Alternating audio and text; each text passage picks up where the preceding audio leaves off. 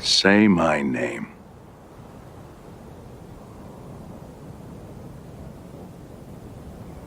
Availability bad. You're goddamn right. And we're back with the same heart-pumping, adrenaline-surging action that keeps the kids coming back to my videos. God knows why. You must be forsaken souls. Anyway, let's get on with Part 4 units, and rearrangements once we actually get to that point. Anyway, I got a lot of Part 4 units to get through, so let's get started. Anyway, first Part 4 unit. Ooh, it's a unit I quite like. It's Skrimir! I mentioned Skrimir earlier. Skrimir is one of my favorite units in Ready and Dawn. I fucking love this big, chunky himbo cat boy. And Skrimir is a really, really cool unit that I'm unfortunately going to place in... He's either top of D or bottom of C. That, like, really, really niche place that a lot of units fit into. I'm gonna place him bottom of C for personal unit bias. I'm gonna place Skrimir in the bottom of C just because I like this unit. That's literally it, for the record. A lot of the units, like, look at Heather, Riss, Skrimir, Mist, Makalov, and Danved. These characters could swap places, and I wouldn't, like, bat an eye at it. A lot of these characters are interchangeable. We will rearrange at the end. Stay tuned for the post-credits scene. We will rearrange characters. I can already see some, like, dubious placements here. Tyronio is way too low. Anyway, let's talk about Skrimir. Skrimir is really, really good at combat. I absolutely adore Skrimir's combat in Part 4. He is a Lion Laguz. Now, I've been talking about all of the detrimental parts of Laguz with Ranulf and Lyre and Kaiser and all the other shitters, and Laguz Gauge and all the negative stuff like that. Lion Laguz are kind of blessed in a way, because they don't have to deal with the Laguz Gauge that much, because it naturally just depletes slower than every other gauge in the game, except for, like, Dragon Gauge, which is really nice. I believe it depletes 2 points at a time, meaning that he effectively has to engage 15 times in combat, or have 15 turns part. Basically, the Laguz Gauge has to deplete 15 times before he untransforms, which means if you use a Laguz Stone on him, he's gonna be transformed for a real fucking long time, which is great. Having a unit that basically doesn't have to deal with that mechanic for the most part is really, really good. He even joins with the Laguz Stone, so it's not that bad. And let's move on to what Skrimir does. The absolute best, which is having actually really, really good bases. Like, Skrimir's starting stats are very, very good. He has a monstrous 38 strength, almost certainly the highest strength in your army, and to accompany that, he also starts with S rank and strikes, which means his Fang is hitting for, I believe, 15 damage, which is obscene. That's 38 strength with an additional 15. He's hitting for 53. Even against generals, he's dealing a good chunk of damage. He is fucking tearing a big old chunk out of generals. And to accompany this, he also has a reasonably good speed of 26. Which is one of his weakest points, admittedly. 26 speed is not enough to double everything in the game, obviously. You will definitely need something in the 30s to consistently double, but I will say it is still high enough to the point where he can double occasionally. Like, I want to say he doubles generals at base, which is really helpful. And for a lot of more fragile classes, the lack of speed doesn't matter. He will be one-shotting some certain classes. I want to say he one-shots Swordmasters at base. He definitely one-shots every single, like, magic unit. Bishops and sages get absolutely shredded. Although, I don't believe there are many mages in his available chapters, which we will get to in a sec, don't worry. I'm well aware of why this character is not particularly great overall. But yes, his combat prowess is really, really good. He has 9 move, which is really, really good. He has authority stars, which don't do anything. He comes with Resolve and Provoke, which is really, well, Resolve is really, really nice. He's actually a really, really good user of Resolve because his health total is so high. It means he only needs to get to 33 health or below to trigger Resolve, at which point he will multiply his speed and skill by 1.5. And at that point, he does double everything because his speed becomes basically 40, which is absolutely enough to double everything in the game and even become a, like, reasonably good dodge tank. So he's pretty good in that area, although he doesn't need to dodge tank because his base, like, bulk is absolutely fucking disgustingly high. Base 66 health with base 32 defense equals you're going to be hearing tink quite a lot when this character enters combat. Just don't leave him near any fire mages, which aren't that plentiful, so you'll probably be fine. I will say that Provoke is actually not as helpful as it might seem at first on Skrimir, because Provoke is generally a good skill to slap on units that have a consistent way of attacking a 1 to 2 range, which obviously Skrimir does not have, and he will never have that outside of shitty gimmicks like Quick Claw, which you can just forget about. So I'd recommend just taking Provoke off him. It doesn't really add that much to him, because I feel like it just ends up with a bunch of 2-range enemies like snipers and bishops and mages just attacking him at 2 range, and it will make his Laguz Gauge deplete at a rate where he's basically just a Tiger Laguz at that point, which is frustrating. Think of Skrimir as like a really, really good player phase unit. He's like part 4 for Lug, basically. He is, I want that unit to die. I've put a bounty on them. Big Bara furry cat man. Kill him! Send him to the death chamber. You got it, boss! That's what Skrimir sounds like. He's literally one of the characters that gets voice acted. Why am I doing an impression? I've talked about the good parts of Skrimir, but now we have to talk about the bad parts, which sucks, because I really like this character. Skrimir has awful availability. I should just, actually, you know what? I should just establish this for every character in Part 4. Every single character in Part 4 has horrible availability, because they're available for a max of 7 chapters, which is terrible. So I'm not even going to bother mentioning availability from here on out. Skrimir's availability is literally 7 chapters. 4 prologue, 4-3, and then the tower if you decide to bring him in. So a potential of 7 chapters, but 2 forced, basically. I want to say he's force deployed in both 4 prologue and 4-3, which is completely fine because he does work. He does a good amount of work in both those chapters. I feel like the Micaiah army by default is probably the weakest of the 3 armies, because every army gets a royal. The Micaiah army gets Naesala, who is completely, like, good. But I feel like Nyla and Tibarn are definitely stronger. I don't know, Ike is a very, very strong leader, Elincia is still a pretty good leader, but Micaiah is obviously just going to be a staff bot, so it feels like you have to dump a lot of good units into the Micaiah army to make it good, rather than having it be good by default. Like, I feel like with the Tibarn army, you can stick 0 good units in that army and just have Tibarn solo everything. Whereas here, Skrimir can actually do a lot of work. Because in 4 prologue, there's actually a lot of... There's a surprisingly high number of units that are dangerous in that chapter. I found that kind of surprising in my most recent playthrough. I found that a lot of my units just weren't up to snuff. Like, I was having a lot of high-level tier 2 units being like, oh, they're kind of falling behind a bit. I forgot how, like, reasonably strong the Part 4 enemies are. There's a lot of paladins, mages are actually hitting hard, swordmasters are doubling pretty much fucking everything, because Part 4 swordmasters have just absolutely... they fucking crushed, like, 8 speed wings onto their sword, and they're good to go. Goddess's finest. But Skrimir is absolutely able to hold his own. Just give him the Lagustone. Don't even need to give him the Lagustone. He fucking starts with it. He's really, really good. He's really, really handy. Well, he's not the developer's way of saying, here you go, we need you to get through these Part 4 chapters, so here's a unit who basically can't die, because he can die, if you stick him next to a bunch of fire mages, or if he untransforms. If he untransforms, he's going to die, by the way. This is not like a Mordecai in Part 2 situation, where, oh, he's still reasonably tanky. If he untransforms and gets ganged up on, he's fucking dead. But yeah. And there's also the case of another detriment to Skrimir. You're probably only going to be using Skrimir for 2 chapters, rather than bring him into the tower, as much as I would love to bring him into the tower, because of the existence of his father, Caineghis. How the fuck you pronounce his name? Caineghis? I don't know how you pronounce it. Bigger lion furry buff Baraman. The existence of Caineghis kind of invalidates Skrimir's existence, or like potential existence in the tower, because Skrimir is level 25, which means he will actually gain XP relatively quickly, and his growths are actually like fine for a Laguz. He's a little bit slow, but 50% defense and 35% strength is obviously like actually pretty good for a Laguz. The problem arises from, even if you invest pretty heavily into Skrimir, like let's say you give him Paragon, just to get him leveled up. Let's say hypothetically you give him Paragon.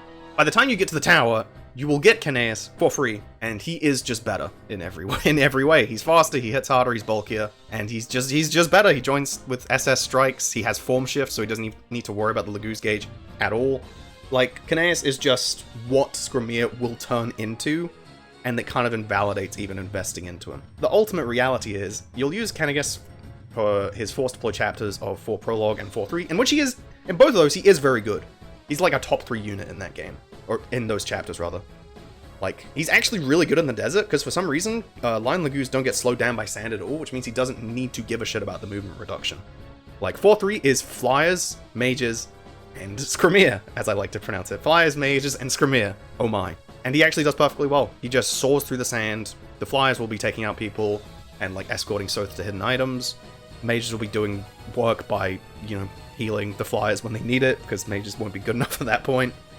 And Skrimir will just be on like a random part of the map just murdering Swordmasters, because he doesn't give it. He takes no damage from Swordmasters. I don't care if I'm getting doubled. Nice tink, idiot. You could definitely place him in D tier just because his availability is so trash. If his availability was better, like if he was available for a little bit of Part 3, I'd say he's like a solid higher end of C tier unit. I'd probably place him like above Tanith and Sigrun. But because Part 4 availability bad, he's pretty much at the bottom of C tier, and that's being a bit generous. But as if you want a really, really good player phase delete button, here you go. Yeah, C tier. Really good player phase unit. Can potentially be a good enemy phase tank, even if he's just going to get peppered with attacks from 2 range. And you probably won't bring him into the tower, because his father is pretty much strictly better than him, which is unfortunate. It's like if Grail just joined, like, from Chapter 5 of Path of Radiance, and he was just Ike, but better. But that doesn't happen. Instead, he gets fucking murked by that Black Knight. Whoops! Moving on. Next up, we have another royal. Would you believe me if I said I've been dreading having to talk about more royals, because, again, I have no idea where to place them. It's Naesala! I have no idea where to place Naesala. You know what? I'm not even gonna think. A lot of the times, in reality, you need to stop thinking and start doing. I'm just going to place Naesala in C tier, like, towards the higher end of C tier, I think. Probably, like, above Sigrun and Tanith, I'd say. Just because he royal, he good. Like, yeah, let's just... I'm gonna fucking start a timer. 1 sec. 2 minutes. Talk about Naesala. I'm not gonna look at his stats. I'm not gonna look at his growths.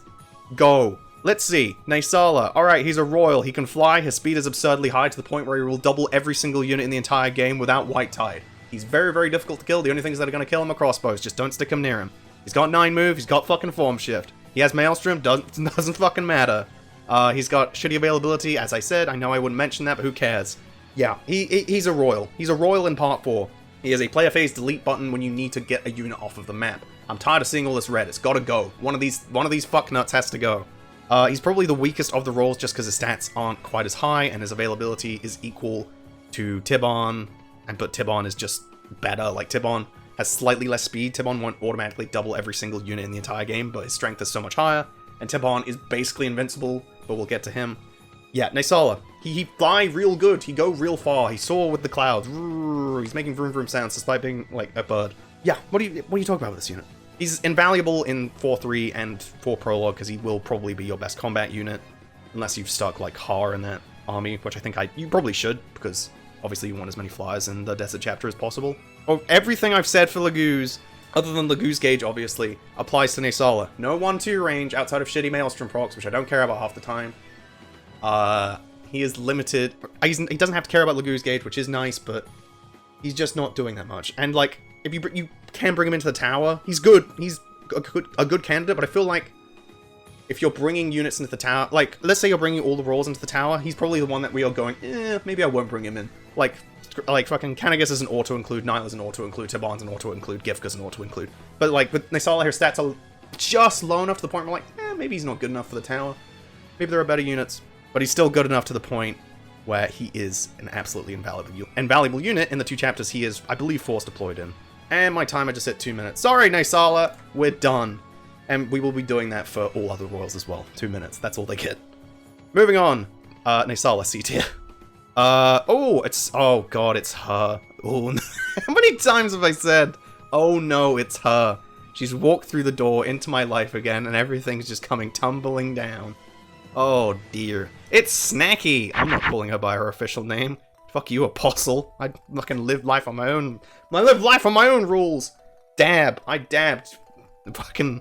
Just imagine me dabbing in your heads. Imagine my icon dabbing. Snacky is an E tier unit. I'm gonna put her like at the top of E tier though. Actually, no.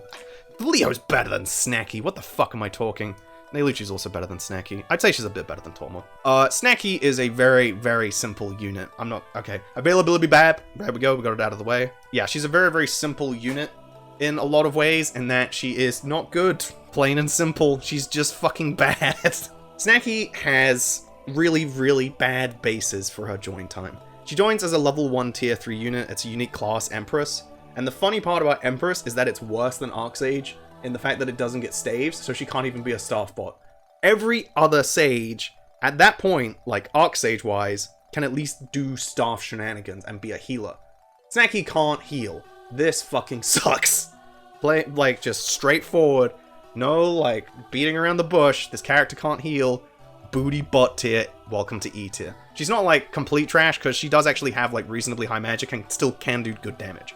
Like, 33 magic for a tier 3, or a level 1 tier 3 unit is actually absurdly high. That is very, very good. And because she's level 1, she will gain XP very quickly, but unfortunately, her growth rates aren't gonna fix the areas where she actually struggles. Like, holy shit. Base 23 speed and base 2 strength. What is she, a toddler? Christ, she's like 16 at this point.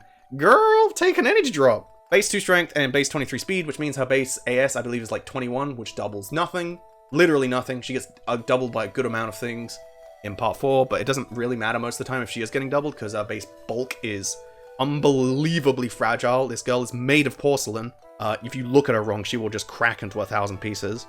28 health and base 10 defense is not good enough. No idea why she starts with an elixir. If she takes a hit, she's fucking dunzo. And just the rest of her stats are also like 28 res is nice. You're not going to use it to fight mages. 22 skill is actually kind of low, so her hit rates might be kind of iffy. But don't worry, she has 4 authority stars, which do absolutely fucking nothing outside of aesthetic purposes. Ooh, nice pretty stars. You got 4 they may as well just be fucking gold star stickers. Here you go, Snacky. You're our star of the day.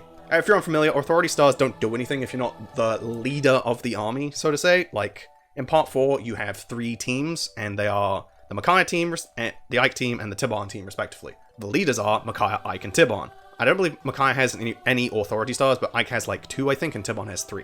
Which means you get a bonus to your hit and avoid. I forget what the exact thing is. It's like +3 hit and avoid. If you are the leader and you have authority stars. So if you're not the leader, these authority stars do fucking nothing. They are literally just cosmetic. So those 4 authority stars are completely pointless because she's never the leader of the army at any point in the game. Literally completely pointless. No, Snacky's really, really simple. I don't need to talk about it for very long. Mages are bad because, like, enemies have good res in this game, and their speed cap is so low. Like, to be fair, her speed cap is probably low, but it doesn't really matter for the most part, because her base speed is so atrociously low, and her base, like, or her speed growth is also so atrociously low that it doesn't matter. She's never going to double anything. You can stick Paragon on her all you want. You can feed her speed wings all you want. You can bonus XP abuse her all you want. She's never going to double anything. She's fragile as shit. Flare is like the worst promotional skill. Yeah. This unit does nothing. And she's force deployed into the tower, which does suck. She is force deployed for all of her chapters, and she still just doesn't do very much. Like, in 4 Prologue, she doesn't do very much. She will probably get like 1 or 2 kills. Maybe do some decent chip damage. That's about it. And then 4-3, you cannot use her, like, aggressively, because spoilers, Wyvern reinforcements are going to come in and go whoop and swoop her out of existence. She can use the meteor, which is nice, but is it that good? It's alright with her really high magic. It's like good, but it's not good to the point where I actually want to use her. I feel like you have to bring her into the tower, so you'll probably like try to get her to do some things. I want to say she might double dragons at base. She won't double with the meteor because her strength is so pathetically low, which is the problem, because if you try to get her to double a dragon at, like, put her against a red dragon at base, she probably would one-round a red dragon with her absurdly high magic and Cymbeline. The problem is she'd deal like 45 damage to a red dragon and then promptly take 50 fucking red breath to the face and stop existing. That's the problem with Snacky. She don't survive. Also, 6 move is rough. She can fall behind. To summarize, this unit just doesn't. She's not good enough. She's bad in so many areas that she just falls behind. Like, her bulk is terrible. Her offense is only good in the form of chip damage, which at this point of the game, are you really doing, like, do you really value chip damage in the end game? You value chip damage in, like, the mid and early game. Like, Leo is better than her because chip damage in the early game is better. Because you actually need people to, like, you need, like, 4 units to kill 1 enemy unit, so to say. But in endgame, your units are so strong that you should just be one-rounding them for the most part. Like, Har will be one-rounding, Jill will be one-rounding, Skrimir will be one-rounding, Naesala will be one-rounding, Snacky will be huddling in the corner trying not to fucking die. Snacky, bad bases, bad growths, terrible class. The fact that she can't heal is a massive bummer. She gets the Rudol gem, woo. I forget what it even does. It gives you like +10 defense or something. It sucks that it's locked to her, because I think it's actually a really good personal item, but it just kind of doesn't do anything on her. You need to baby this character so much that I just don't think it's worth it. Just leave her in the goddamn baby carriage. She's probably better off that way. Alright, it's time for another royal. Let's talk about Tibarn. Alright, hold on. Alright, let me place him first, and then we'll get that 2-minute review going. Tibarn is probably, other than Nyla, the strongest royal. B or C tier. I'm leaning towards top of C tier, because he is just, like, his availability. Availability bad. I don't feel comfortable putting any part 4 unit in anything above, or like, yeah, anything above C tier, I don't think. Okay, let me start the timer. 3, 2, 1, go. Tibarn is a royal. Royals are good. Availability bad. He fly all over the place, he kill real good. Speed is high to the point where he doubles basically everything except for auras. For the record, Tibarn actually starts with 40 speed, which means that he is perfectly capable of doubling auras by himself. Good job doing your fucking homework on the 7-hour video, dipshit. Which is annoying, considering he is one of the most likely candidates for the tower, because he is so good. The most notable part about Tibarn compared to a lot of the other roles is that his durability is absolutely disgusting, because he comes with the skill Pervice. I believe he's the only form of Pervice in the game, which, if you're unfamiliar, Pervice is literally just a skill % chance to go, no, you didn't damage me. Turns out that 60 damage crossbow bolt just never happened. It was a fabrication, we all imagined it. Now, die. Which, spoilers, Tibarn's base skill is like, I want to say 46. I'm not going to check because he doesn't deserve it. So he has effectively like a 50%. It's basically like a slightly weighted against him coin toss to say, no, that damage didn't happen. Fuck you, die. Which is pretty good considering he's a flyer and will fly all over the place. One round basically every single thing he touches, regardless of what unit type it is. Like, Naesala doesn't one round generals, I want to say, like, or probably like early generals, but like tower generals he won't one round. Tibarn will one round basically every single unit type outside of like Sephiran and like dragons maybe. Like his offense is absurdly strong.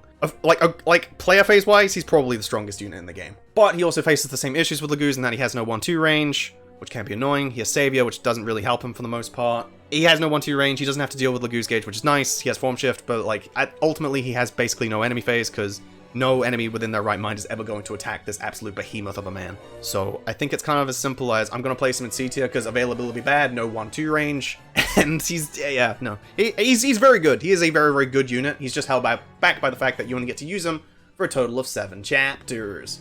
But he is absolutely the best unit in the Hawk army, without a doubt. It's a shame he overshadows Valencia so much. Very, very good player phase unit, but middling enemy phase. 2 minutes, that's all you get, Tibarn. Sorry, we're moving on. Who do we have next? Oh! It's him! It's my precious boy! Nobody say anything mean about Pelleas. He's my favorite unit. Well, other than Rolf, obviously. Man, I love Pelleas. I love Pelleas as a character. I should just establish that. I think he's a really cool, tragic character. And I love his theme, which is just probably playing in the background right now. But, when it comes to placing Pelleas? Oh yeah, Pelleas. Never even realized that. When it comes to placing Pelleas, it's pretty easy. He's definitely an E tier unit. I don't think he's quite bad enough for F tier, and I don't think he's quite good enough for D tier just because his availability is so poor. Availability bad, there we go. I'm just wondering where he goes. I'd say he's better than Leth. I think he's a bit better than Tormod. I'd say Snacky's I'd say Snacky's a little bit better. Not by much. For starters, Pelleas is only available on New Game Plus, so if you're unfamiliar with why the King of Dain is suddenly playable, play on New Game Plus. He's one of the 2 exclusive units you can only get by beating the game once. Now, back to Pelleas. One of the main reasons Pelleas is generally very, very weak and very underwhelming is that he joins super underleveled. I'd say, maybe other than Fiona, he's probably the most underleveled unit in the game, so to say, because he joins from 4-2, not even at the start of the map, from like turn 2 onwards, I think. Which is annoying. He should just join at the start. It's really annoying. Like, I get it's a story moment. Like, I'm going to fight with the rest of the army. It's like, yeah, Pelleas. It's like, oh, and you look at his stats, it's just, oh dear God, what's happening here? Only playable Dark Sage, which is neat. I want to say Dark Magic isn't actually very good in this game. Magic in general obviously isn't very good, but Dark Magic especially, I feel like has really, really iffy accuracy. He does start with a Siege Tome though, which is nice. Yeah, Pelleas's biggest issues are from the fact that he's a level 12 Dark Sage. Basically, how many chapters before the end of the game? He's only available in 4-2, 4-5, and then the Tower, if you decide to bring him in. So a potential of 7 chapters, which is really, really terrible. Like, you should not have any... If you're fielding units at this point, they should basically all be, at the very least, like, level 19 tier 2 units. Most of them will be tier 3 or, like, really high-level Laguz units. So having a unit with 21 speed at this point, is pretty fucking bad. 1 Authority Star, though. Woo, we've done it. And also, I want to say that he has the unique quality. Dark Sage is his unique class, obviously. No one else can use Dark in the game, at least on... Well, there's another unit, but we'll get to him. He has the unique quality of not having access to either Fire or Wind, which is kind of bothersome. He only has access to Dark and Thunder. For some reason. For some reason, he can use Thunder Magic, but not Wind or Fire, which means he's relegated to the shittiest of the anima types. Regardless, you're probably not going to be even using Thunder Magic. If you're deciding to use Pelleas, you're going to be using him because, woo, cool Dark animations, and that's basically it.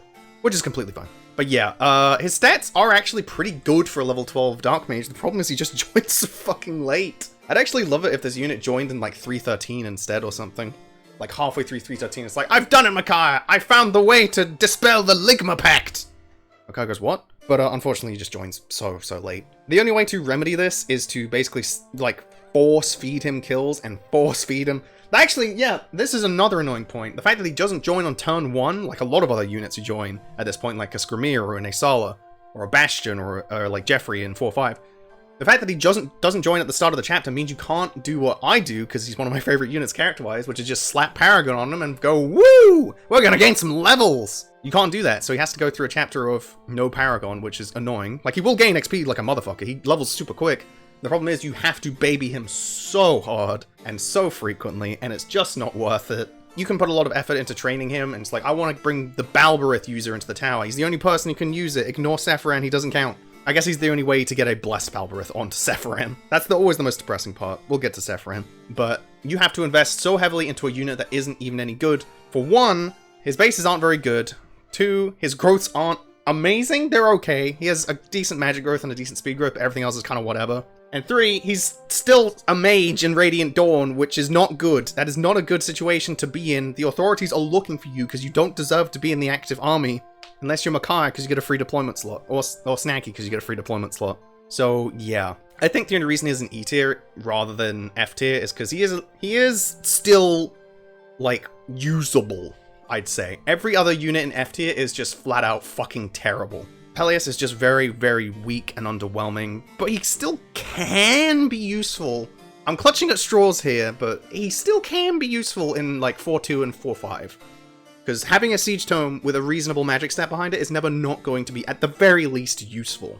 But aside from that, he is just very, very frail. Like, obvious, like, everything I've said that's bad about mages applies to him. Actually, no, there is one quality that Pelleas has over a lot of the other sages. He has this over Soren, he has this over Khalil, has this over Tormod, has this over Ilyana. When Pelleas promotes to Archsage, instead of getting access to the other anima types, like he probably should have, he just gets staves. But he gets Bean staves instead of Ian staves, which is actually quite nice. I won't pretend that isn't something, because having Bean staves as opposed to Ian staves means he can use stuff like Ward and Physic, and he's like really close to being able to use Fortify at base. Which is legitimately really helpful. I'm not even going to pretend that's not. I found that in my most recent run, I'm using Pelleas because I'm a fucking favoritism using bitch, and that's fine.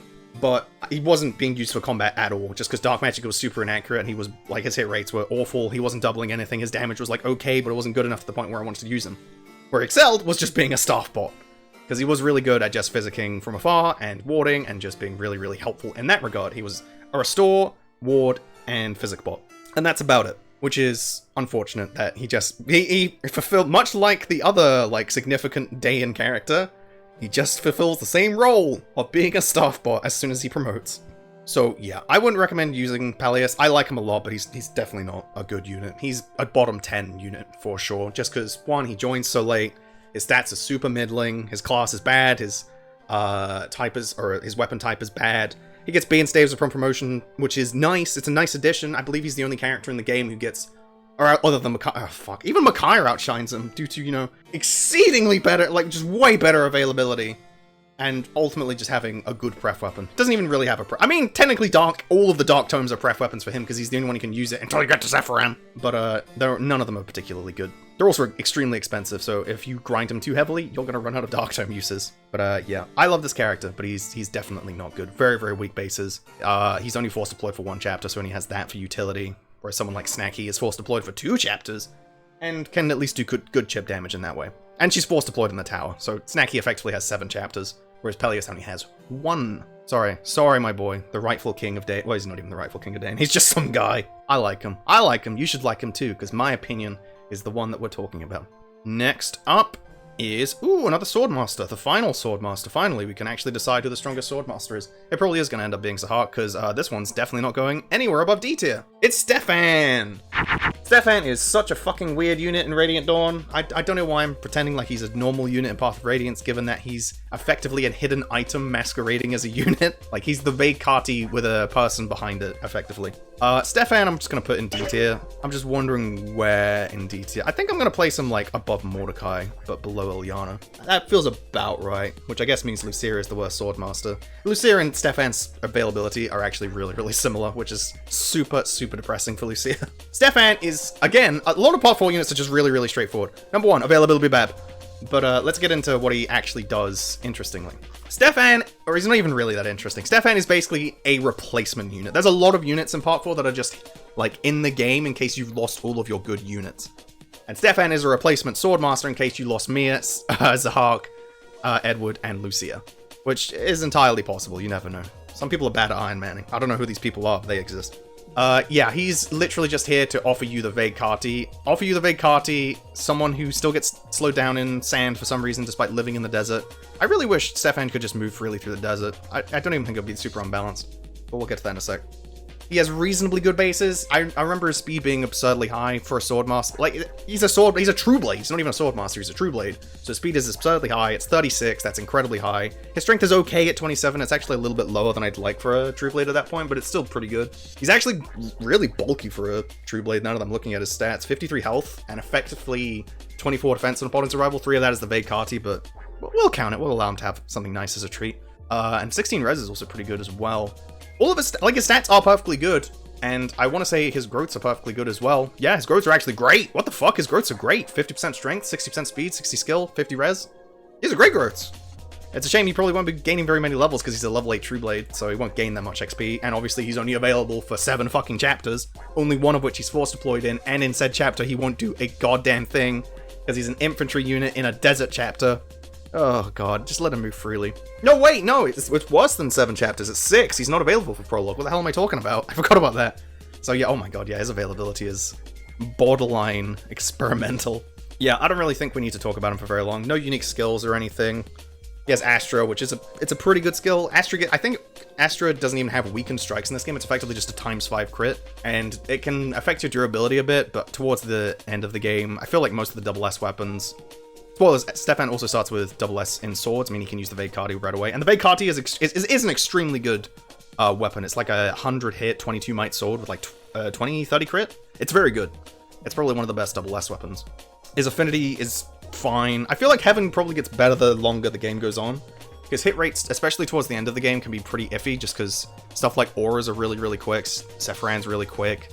Just enemies just get quicker, and a void can be a really annoying stat to deal with. So having Heaven Affinity, which just grants you pure hit, can actually be pretty nice. There really isn't that much to talk about with him. The reason he's in D tier as opposed to a lot of other units is just because availability bab. If you haven't caught on at this point, availability is very fucking important. And he's basically just there to replace a unit.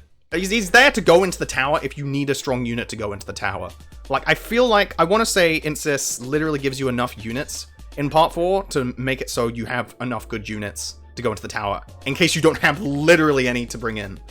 Like, they give you 10 unit slots, there's what, 5 royals, there's Tibarn, Giffca, Naesala, Caineghis, Nyla, that's 5. And then you have Stefan, and units like Renning and Bastian. Yeah, they basically just give you a bunch of tier 3 units, and it's just like, here you go, in case you somehow manage to slaughter your entire army, you know, here's a replacement. They're probably not as good as your original unit would have been, but they're still pretty decent. Out of all those replacement units, I would say Stefan is probably the strongest, maybe? What are his competitors? Oliver? Bastian? Yes, he's definitely the strongest out of the replacements. Anyway, yeah, he's just like a filler unit. He's a replacement unit. He's there to fill in for a role if you don't already have someone in the True Blade role. He's good at his job, it's just that someone else is probably doing it better than him. Alright, next up. Alright, everyone, it's time to talk about Oliver. Get your mustache fucking cream out, twirl those mustaches, get Beauty, what is it? Beauty is a Mad Mistress playing in the background, future me, you know it's gonna be playing. It's a fucking excellent theme. Everyone get your... where does he even go? Where the fuck does this meme lord of a unit go? I'm just gonna place him at the bottom of E tier. I don't even think he's F tier, that's the funniest part. I do think Leth is unironically better though. What do you talk about with Oliver, man? He's bad. Like, I talked about how Meg is probably like a joke unit, because, oh, she look funny, she kind of look fat and phony. And it's kind of the same with Oliver. Like, he fat, he phony, he mustache. He a slave trader, he phony. Yeah, what is there to talk about with Oliver? Base is bad, growth's bad, availability bad. He is designed to be a joke unit. There is no two ways about it. Because I'm willing to bet on most people's first playthroughs, they didn't realize he was recruitable until they looked up on the wiki. It's like, holy shit, he's recruitable. I didn't even realize, because the way to recruit him is so arse backwards that you would never do it. It is just plain and simple. He is meant to be bad. So I'm not going to place him any higher than E tier.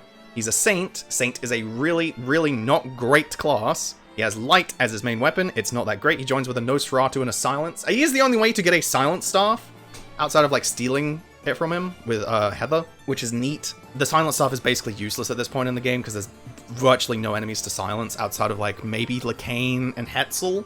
But I want to say their res is high to the point where his chances of doing so... I want to say like their res is high to the point where anyone trying to silence Hetzel or Lacane will just flat out fail. You definitely can't silence Sephiran. So that Silence Staff is effectively useless. I guess you could silence a Siege Tome guy in for endgame 1. That's basically it. I'm really, like, I'm clutching at straws to find a use for the silent stuff here, when I should be talking about Oliver's base 20 speed! His fucking strength is higher than his base speed, man. Of course he's meant to be fucking bad. 48 base health. That's actually really good for a Saint, I ain't gonna lie. That's actually really, like, bulky. Damn.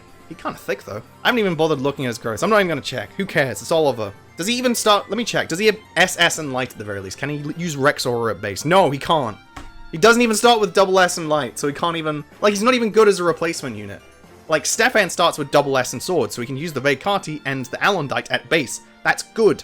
Bastian is a shitty unit, but he starts with double S and Wind, meaning he can use the Rexcalibur at base. That's good. Renning has double S and Swords, so he's the same as Stefan. That's good. Volke has double S and, like, Dagger. Like, this dude doesn't start with double S and anything! I guess you can use one of the million arm scrolls you get from hidden items, but I usually just sell those, man. Money talks. Money's way more valuable than Oliver. If you gave me the option of a blue gem, not even a blue gem, if you gave me the option of taking a red gem or Oliver on the team, Oliver would be lying in a fucking ditch, like face down in a puddle, bleeding out, and I'd be celebrating with my best pal, Red Gem. That's it. That's Oliver in a nutshell. He bad. Moving on. Okay, another replacement unit. It's Bastian! What a waste of a great design of a character. Bastion's such a cool character. So it's a shame he doesn't really get to appear in either Path of Radiance or Radiant Dawn. He is better than Path of Radiance, Bastion at the very least, but I'd say he's an E tier unit. I'd say he's a little bit better than Pelleas. Not by much, though.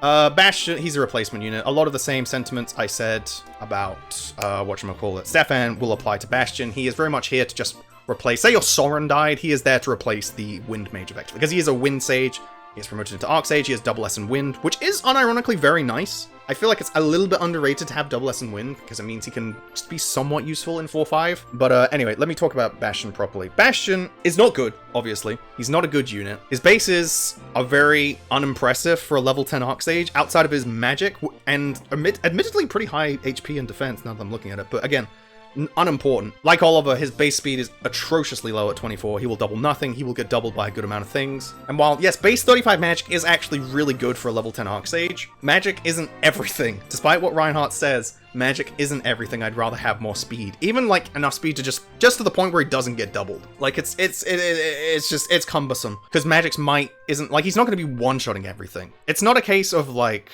I'm just going to draw from a completely different game. Think Panette from FE Engage. Panette is a unit that basically doesn't double, but her strength is so, like, abnormally high, and you can gimmick, like, 100% crit builds with her, that it doesn't matter, so there's a way to mitigate that speed. Bastion's low speed basically can't be mitigated, and he's just not going to be very useful in combat, which is unfortunate. He joins with the skill Corrosion. I believe this is the first time you can get Corrosion. I might be wrong in that regard. Corrosion is a funny meme skill. It's not actually good.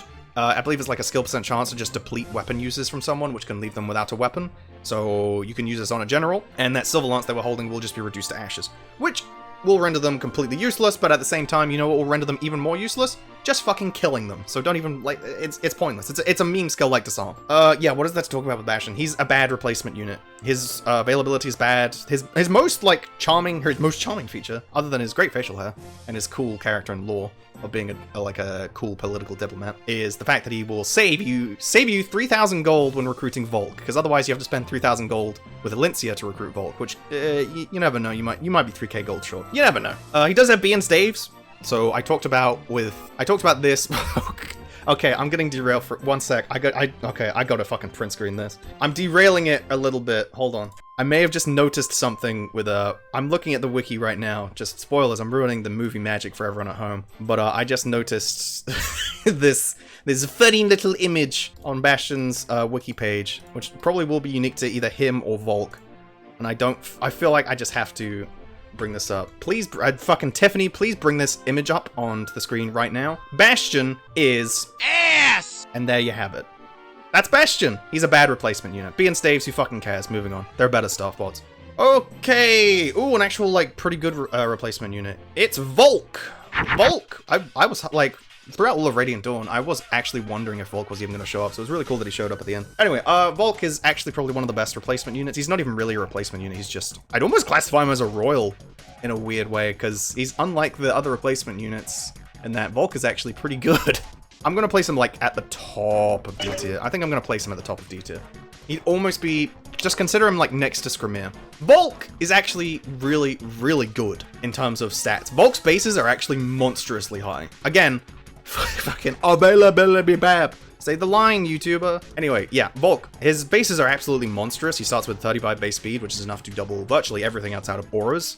And you might think, oh, he's a thief, so his base strength is bad. Not really! 30 base strength is actually pretty fucking good for a thief. That's actually, like, pretty decent.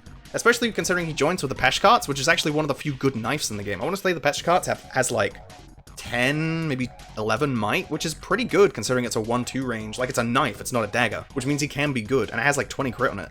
And his skill is absurdly high as well. It's 36, which means I want to say Volke has some of the highest base crit in the game. And his unique class, I think, has the highest crit modifier in the game at like plus 25, maybe plus 30. So Volke's crit chances are actually usually like 50 plus. He's actually a very, very daunting unit to face if you're the enemy. He's also like super fucking bulky. 52 health and 26 defense is incredibly good. Like, weirdly good, especially considering he's probably going to be a dodge tank. Yeah, Volke is kind of underestimated a lot of the time. His growths are also like phenomenal for some reason. What the fuck?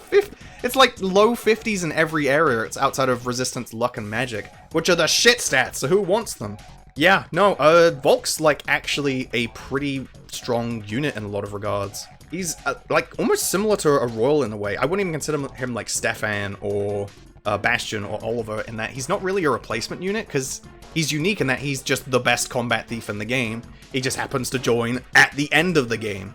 Like, he's not even really a thief. He can open a total of 1 chest in the game. Which, fun fact, will still cost you 50 gold. Which is kind of funny. But yeah, he's a perfectly good candidate to bring into the tower. I'd almost consider him to be, like, Royal level. He's a bit below Royal because he's not, like, delete the unit level of good. But he is still, like, a pretty strong unit combat-wise. Just having a good 1-2 range option with the Peshkarts is nice. The Basilar is, like, I believe an 18 might knife. Or not a knife, it's a dagger, unfortunately, so it's not 1-2 range, which is kind of a bummer. But he is still good. But I feel like, while Volke is a really good, like, combat unit, he just joins so late. He is quite good in 4-5, but he's not, like, the best unit in that chapter, because Tibarn exists, and you probably, like, will have brought a lot of other good units into that chapter just to feed them a bunch of XP. And you can do that for Volke, but I feel like he just gets outclassed in a lot of areas when it comes to the tower. Because, again, and this is going to be, like, a weird topic, but I feel like there's a lot of unit bias when it comes to the tower. Unless Volke is like your favorite unit from Path of, like, oh, he's my favorite character. It's like, oh, I'll bring him into the tower because I really like him as a unit. Chances are you're going to bring units you like into the tower. And Volke hasn't had any time to like gain your affection, so to say. This is a very weird topic, but I hope you bear with me. Like, you'll see Royals and be like, whoa, big stat number, come on in. And it's like, oh, I've got like 9 out of 10 of my unit slots filled. I have 3 more units I want to bring to the tower. I want to bring in like my level 10 Reaver Boyd, or like my Silver Knight Oscar, or like, oh, I've been leveling Aaron all this time. He's a Sentinel. Oh, I can only bring in 1. Oh, there's Volke as well. I like Volke, but I haven't really had the chance to use him, and I have Soth already. So maybe I won't bring him into the tower. Like, there's a lot of that. There's a lot of unit bias when it comes to Volke, which is unfortunate, because I do think he's actually a very, very strong unit. He just completely defeats the notions of thieves can't be good in combat. Like, Soth does it for early game, and Volke does it for late game. Because, spoiler, Soth does fucking nothing in late game, whereas Volke can be actually incredibly good in combat. He also has lethality, which I forget what the exact chance of lethality is. I'm willing to bet it's like skill divided by 2, probably, to just, you know, instantly, you know, delete something from existence with a super slick animation. Most promotional skills are just delete an enemy anyway, so it's probably not actually that good. Yes, Stillness, which is effectively just Shade, but better. I'm unsure of like the exact AI shenanigans of Shade and Stillness, but it says it's strictly better, so I'm willing to bet it's strictly better. Which you'll probably take off of him because he's like perfectly bulky and has like actual good survivability. So I wouldn't really feel the need to keep it on him. You can give it to a unit like Micaiah so she can like position incorrectly and you won't get punished for it, basically. Probably. Again, I don't actually know how Stillness works. I'm talking out of my ass. There isn't that much else to talk about with Volke. His combat prowess is very, very good.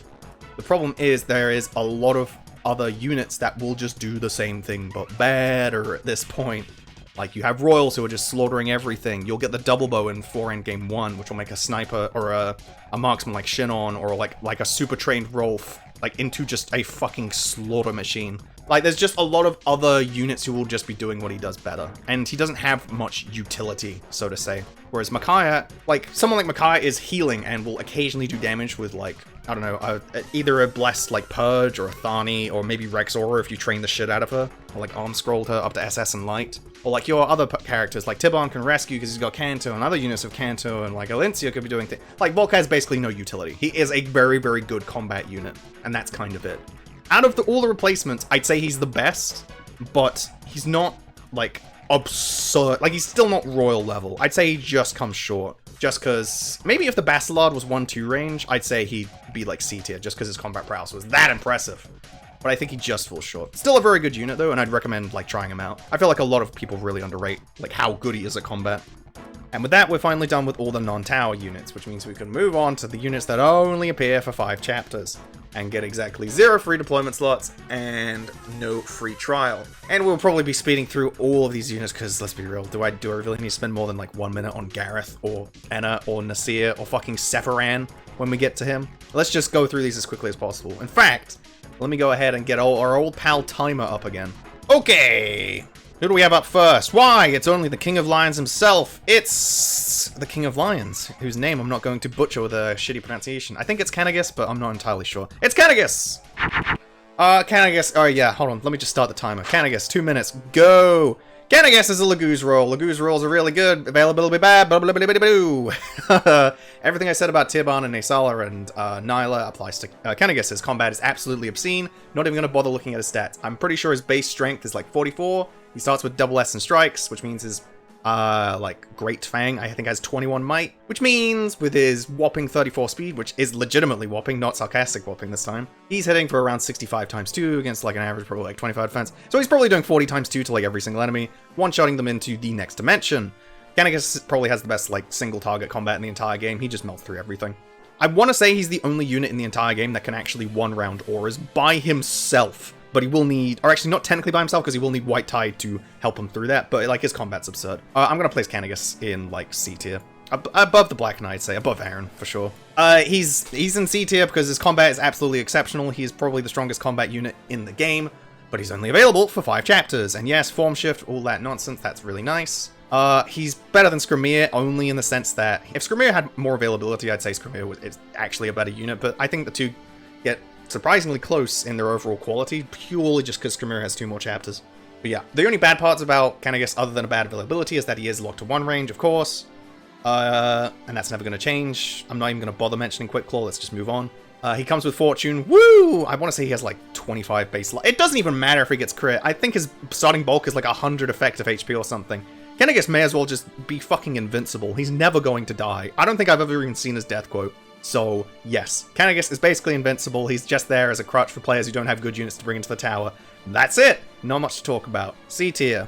That's 2 minutes, that's all Caineghis gets. Okay, and that's the King of Lions done with. Moving on to his shadow! It's Giffca. Giffca is a royal, and he's going directly next to Caineghis, because he's basically the exact same fucking unit. Let's not beat around the bush, Giffca is virtually exactly the same as Caineghis. This is a Gen F Ulky situation, I'm not even going to bother talking about him. He comes with Nullify, that's nice, it means he doesn't take any fire effective damage, you can just remove that and stick that on whoever you want if you want. Yeah, his only weakness is that he takes an extra turn to get going because he needs to Laguz Gem instead of having Form Shift, but ultimately it makes very little difference. He's virtually the same unit. Yes, he's worse, but it ultimately doesn't really matter. He big thing, 9 move, kill thing real good, availability bad, and no 1-2 range. Next! I'm moving on, I'm losing my mind. Okay, this is an actual unit we can talk about. This is a unit that I feel like doesn't get a whole lot of discussion. I'm going to talk about Renning. Renning's a really strange unit, and that I feel like nobody actually knows whether Renning is good or not. And I also have no idea, because I've never used him. I think Renning might actually be the only unit in the entire game that I've never used, because he's so forgettable. I think I'm going to put him at the bottom of D tier. That might be a little bit high for him. It might be, but I'm going to leave him there for now. This is the one I'm least qualified to rank. I have no idea. He definitely doesn't go any higher than D tier. He might go in E tier. He's not an F tier unit. I've seen some people place him like at the bottom of the list, and that's crazy. Because Renning is not a worthless unit. Renning's a unit that is basically a replacement unit. He's like Stefan, he's like Oliver, he's like Bastian, but I think he's a bit better than Oliver and Bastian, purely just because mages are a big no-no in Pelleas land with very, very poor stats and no speed and no ability to double whatsoever. And Renning does also kind of fall into that category because his bases aren't incredible. They're not incredible. They're not terrible, but they're not incredible either. Base 29 speed is like just at that awkward point where he basically doesn't double everything. Like, he doubles occasionally in the tower, but he really doesn't double enough to be a super valuable unit. 31 strength is decent. He has double S in swords, which is unfortunate. I mean, it's not that unfortunate. He can use the Vague Cardi at base, which is nice. There's nothing wrong with being able to use either of the double S swords at base. Both of the double S sword options are incredibly valuable weapons, so that's good. He has Earth Affinity, which is obviously the best affinity in the game, but I feel like this might be a little bit controversial. I feel like Earth Affinity towards the end of the game gets much worse because enemies just get much higher hit because of Authority Stars and just generally having higher like skill across the board for enemies. So I feel like Earth just isn't that valuable because enemies' hit rates are high to the point where you can't really dodge tank as much anymore.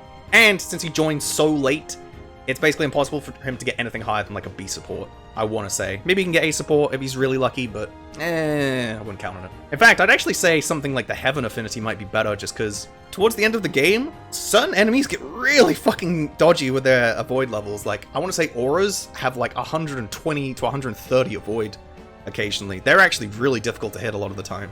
I'm not even going to bother looking at his growths. He starts as a level 16 Gold Knight, so he's basically going to gain virtually no XP. He, like, unless he gets 4 perfect levels, it won't matter. He has to deal with Gold Knight cap, so his speed can't reach the magic number of 34, so we won't be doubling auras, which isn't great. He's basically just, yeah, as I said previously, he is just a filler unit, and while he's not the best filler unit, I don't think he's the worst filler unit either. He doesn't come with any skills, which is annoying. I wish he started with something like S and Axis, so he'd use... Is Tomahawk S rank? I don't remember, whatever. Fact-checking will ruin this tier list. But yeah, I feel like a unit with bases like these, in where he's kind of like a late game Kieran in that he has very all-round bases. Like, he has good bulk at 51 health and 27 defense. His res is nice.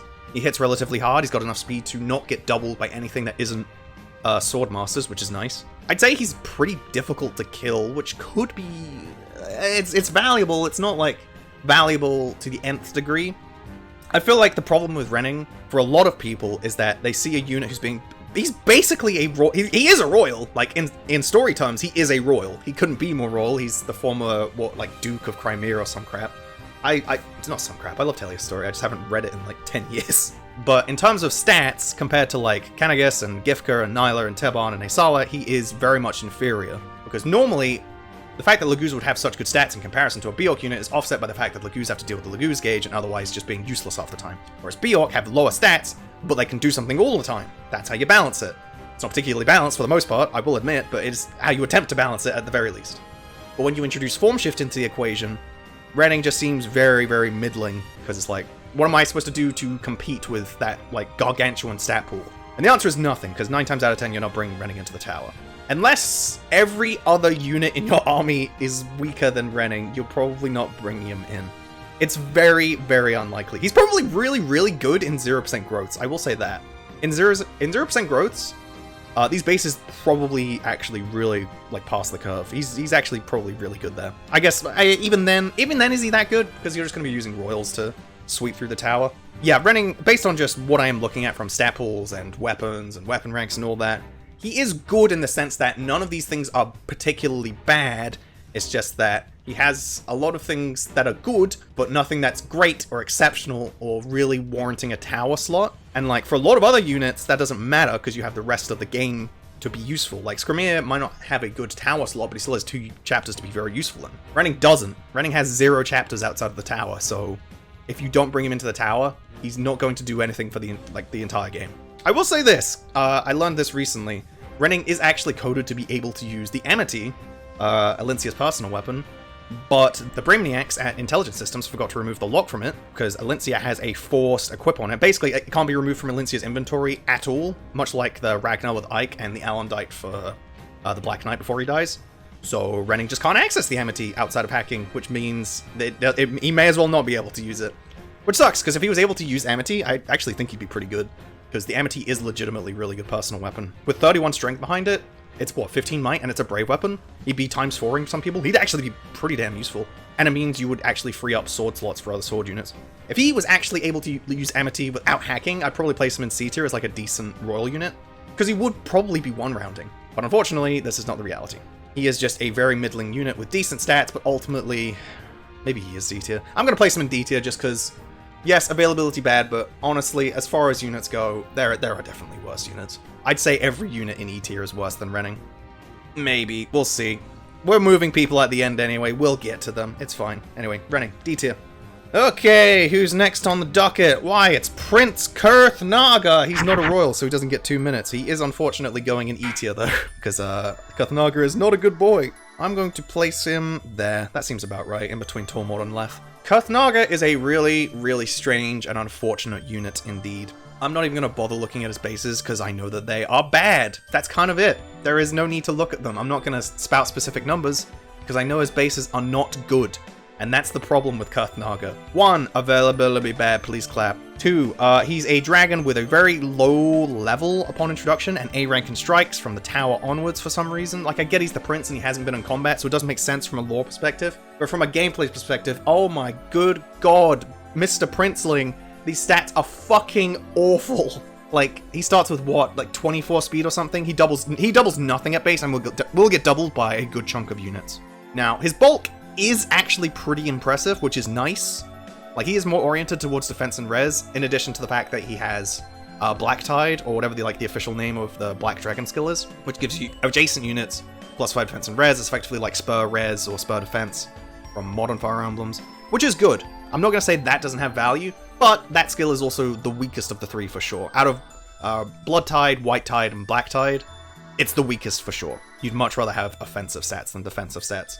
I have said that the game is predominantly enemy phase focused. I'd say as soon as you get into the tower, it completely shifts to player phase. You want to kill as much stuff on player phase as possible. So defensive stuff is far less valuable. You want offense, which is why units like Ina and Nasir and Gareth will probably go higher. You could classify Kurthnaga as an S because he joins so late, and he does have decent growths, and he can grow quite nicely with the fact that you will likely have a free Paragon scroll at that point.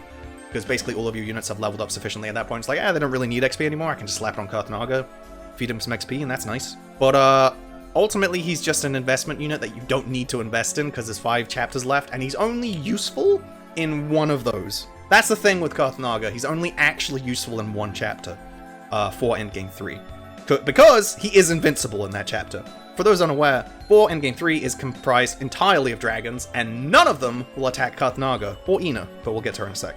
Effectively making him completely invincible. He can solo that chapter, which obviously isn't time efficient, but if you want him to just gain a million experience and watch him level up all the way to like 40, which you can totally do, go right ahead. So I think a unit just being flat out invincible for a chapter is inherently useful. He is forcefully brought into the tower, which, I mean, is kind of like forced deployment slots, I think. You have enough deployment slots until you get Gareth and Nasir to field everyone, so you may as well field him.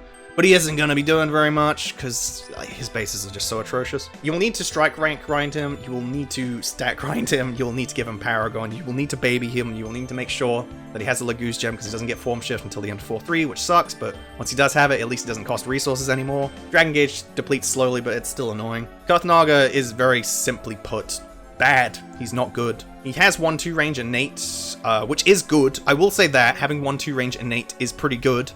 But unfortunately, and this applies to pretty much all of the dragons, I'd say, maybe outside of Nasir, all of the dragons have pretty piss-poor combat just because their offensive stats aren't very good. Like, Kurthnaga has very low speed and middling strength. Ina is mostly magic despite the fact that her weapon uses strength, which sucks. Nasir, I feel like, can actually do the most damage just because he has a monstrous magic total of like 44 and uses a magic weapon. And I think he starts with S rank in strike, so he actually does good damage. And then Gareth has like 8 speed, so we won't even be talking about that. Yeah, outside of Night Tide, he doesn't start with anything inherently. Holy shit, he starts with 20 speed. Oh my god, he's even worse than I thought. Oh, I didn't even mention Authority Stars with Renning. Renning has 4 Authority Stars for some reason. They don't fucking do anything. Moving on. Much like Renning, Kurthnaga has 2 Authority Stars that don't do anything. A rank in strikes is so piss poor. I think you could give him S rank in strikes. I know it's there for story Dragons lose movement upon fucking transforming? What? Is that real? Chat, is this real? Oh my goodness, I didn't know that. Wow, that's weird and stupid. Yeah, I think E tier is perfectly good for him. You could maybe argue... No, you know what? No, I'm not. I'm gonna fucking put my foot down. I'm holding my opinion firmly. He's not a D tier unit. He's bad. You have to invest in a unit in the last 5 chapters in the game. What's the point? Although, completely unrelated to his balance, this is a fun little tidbit. I've never noticed this. Kurthnaga's stats, when you get him in 4 in Game 1, are actually the same as his stats in Part 1, Chapter 3, when he joins as a yellow unit, untransformed. That's actually really neat. I never noticed that. That's super cool. Hats off to you, Insist. That's actually a really neat detail. I never noticed that. And also forcibly forced into the tower, that's a lot of forces, is Ina, or Enna. I'm gonna say Ina. I always prefer Ina for some reason. Ina! Anyway, Ina is a very interesting unit. I think Ina is a really, really cool unit, who I'm going to put in D tier, for the main reason of her availability is bad. But in terms of actually being a unit, I do actually think she's pretty interesting. I'm gonna place her, I think, I'm gonna place her above Rolf. I think that's fair. Ina is a very, very fascinating unit, because Ina does not, like, conform to just regular balanced ideologies, let's sort of say. Whereas a lot of other units, like, let's just take, for example, Laura and Rolf next to her. Laura is a healer, so her stats don't really matter, but you do need to take into account stuff like movement and general utility as a healer. Whereas Rolf is just a strict combat unit, but he doesn't have 1-2 range, so you go into his combat stats. Whereas Ina is completely utility. There is no ifs or buts about her combat. Her combat doesn't matter. You are not using Ina for her combat. You are using her for a fantastic utility. Like, I'm gonna just quickly take a gander at Ina's stats. I remember them being pretty fine for the most part. They're not, like, amazing by any means. Like, I know she just doesn't do a lot of damage because for some reason she's like a magic-oriented dragon, but she's not a white dragon, so her breath doesn't use magic to calculate damage, so her damage is pretty pitiful. And she certainly doesn't double anything, but she is at the very least bulky enough to the point where she can take a good amount of hits. Wow, she starts with A rank and strikes now that I'm looking at her stats. That's fucking abysmal. The point is, none of that really matters with Ina. You are using Ina because Ina is the only character in the game to come with 4 skills! Fucking 4! And they're all, like, unique, while 3 of them aren't tied to her class. Like, she has Boon, Miracle, Renewal, and Blood Tide. Blood Tide is the most important one, and we will get to that, but first of all, let's go over Boon. Boon may as well be Ina's personal skill. I believe you can remove it and stick it on someone else, but it is a very, very good skill, and I just kind of like to leave it on Ina. I like to pretend it's her personal skill, because Boon is a very, very nice skill to have. Boon is effectively a passive restore staff around Ina. This is great, because there are a lot of status staves in the tower. There's L Sleep, there's L Silence, there is Asher's AoE attacks that can silence and sleep you. So having a way to get rid of that passively at the start of your turn is actually really, really good. Having just a way to restore people without using a resource, which Micaiah can do as well, by the way, because I recently learned that Sacrifice also restores status conditions. So if your unit is slept, or stunned, or silenced, or afflicted with some horrific STI, Micaiah can restore it. It doesn't even need to restore stuff, because Sacrifice can do that. Another point for Micaiah. Anyway, back to Ina. Yes, this is really nice, but let's be real, the entire purpose of using Ina is for that thing, BT, we've mentioned the fucking tides a million times at this point, Blood Tide. Blood Tide can be categorized as spur or drive skills from stuff like Fire Emblem Heroes or modern Fire Emblems in their beta form, so to say. Blood Tide is straight up adjacent allies gain +5 strength and +5 skill, I want to say? Which is absolutely incredible. By just having this skill alone, Anna will always have something to do in the tower. I find that, like, you have, what, like 6 units forced into the tower? You have Ike, Micaiah, Soth, Ina, Kurthnaga, and Snacky. Snacky is absolutely, or actually, I'd almost argue Soth is the weakest one out of them. But Snacky and Soth do virtually nothing. Kurthnaga is a liability. So that leaves 3 units. Ike, who's fucking unstoppable and will be mulching through enemies like they are made of hot butter, and Micaiah, who is a staff bot. But you have Ina, who is probably the 3rd most useful out of that bunch, purely just because of Blood Tide.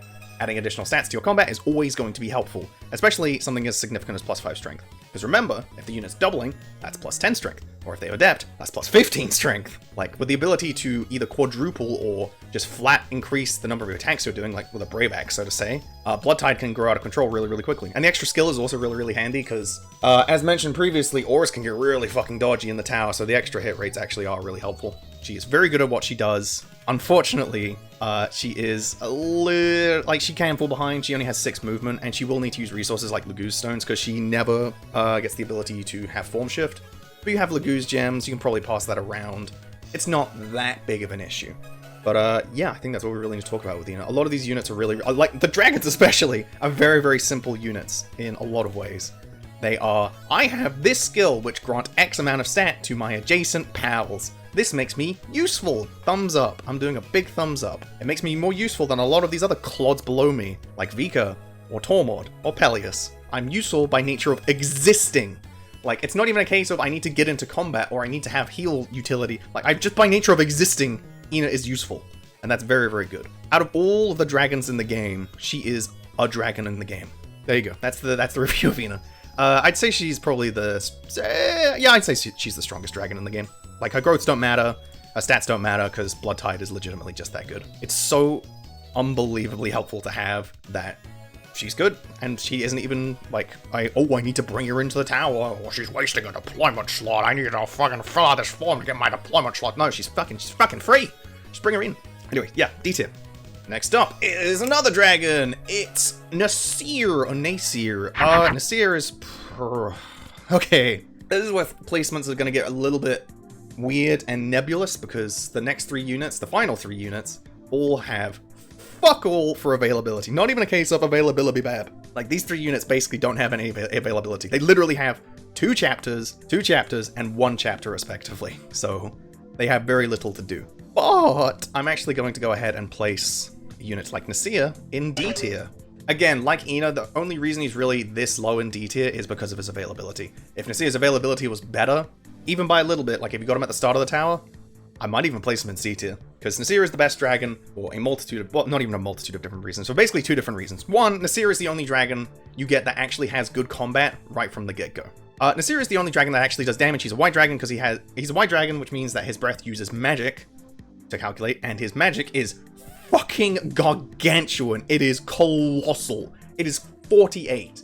It is not like unjust or unreasonable to say that Nasir is probably the best like magic attacker in the game outside of Sephiran, which is weird considering you only get to use him for 2 chapters. He starts with Essence Strikes, which means his breath hits for like 16, I think. So his breath is going to be hitting for like probably an average of like 40 to 50 damage. He does really, really good damage. Like, Nasir is actually no slouch in combat. And while his speed is abysmally low at 16, like, which is just absolutely, completely irredeemable, it doesn't really matter. He's basically Snacky, but he's really tanky. Like, he has 42 res, 74 health is absolutely massive, 24 defense is good, and all these nice things. His hit rates can be a little bit iffy, which is unfortunate. He has permanent 1-2 range, which is nice. Actually, I just had a fucking revelation. The other half of my brain was like, listen, you schizophrenic fuck. You're gonna listen here, and you're gonna put Nasir below these 2. I realized that the only enemies that Nasir is gonna be fighting up until in 4 Endgame 4 and 4 Endgame 5 are all enemies with stupidly high res because they're all magic using enemies. Every single enemy in 4 Endgame 4 onwards, except for Ashura when she attacks with Judge, uses magic weapons, which means they're probably going to have reasonably high res, which means Nasir probably won't even do that much damage. So, neglect everything that I just said. It's probably complete bullshit. Anyway, let's move on to what Nasir actually does. Let's move on to the actual reason people think Nasir is a good unit. White Tide. It's actually called White Pool, I'm just learning from the wiki. I'm calling it White Tide. Fuck it, I go against the grain. I'm a rebel, I'm a renegade. White Pool is probably... Yeah, no, it's the best skill in the game. White Pool is the best skill in the game. I think I wouldn't be remiss or incorrect to say that. White Pool is actually Nasir's personal skill. No other character in the game will get White Pool. It, like Blood Tide, gives you +5 to 2 stats. These are magic, which is nice, and speed, which is busted. Giving you +5 speed and an AoE radius effectively. It's adjacent, so above, below, left, and right. Get +5 speed. This is fucking insane. This means that characters that would stand no chance at doubling auras, now double auras, effectively doubling your damage output. For a lot of you who might not understand that why White Pool or White Tide or White, Paddling Pool is so strong, just imagine it as adjacent units deal double damage. Like, don't read it as +5 speed, read it as adjacent units are literally doubling their damage. Like, I don't really need to go into explicit detail on why White Pool is good. It gives you +5 speed. Unga bunga, me understand what that ×2 equal good. It makes it so units that aren't doubling auras now double auras, and that's insane. And like, the reason Nasir is good is because he's the only unit that can do this. And like, this isn't even a case of I could remove White Pool and stick it on someone else. Only Nasir can do this. This is why he is good. You will play around Nasir in endgame. He's basically, other than Ike, he's probably the most important unit in endgame if you want to beat Ashura quickly. But yeah, very similar to Ina. You can use him occasionally for combat, which is nice. He can learn Imbue, I believe, which is actually really funny. Imbue just makes you so you regenerate health equal to your magic, and because his magic is 48, he basically gets a full heal at the start of every turn. It's neat, but it doesn't matter. You're using him for white pool. People are going to be fucking dipping their toes into the white pool, getting a massive speed boost from their delicious, delicious dragon feet, and they will promptly slaughter Ashura with their holy weapons. Yeah, I think it's as simple as that, really. White pool good, that Nasir good. Moving on. Okay, and before we rank the next unit, I'm just going to go ahead and preemptively rearrange a unit so I don't have to rearrange my setup and move E tier units around, or like make a second row for E tier. So I'm going to preemptively move Nealuchi up.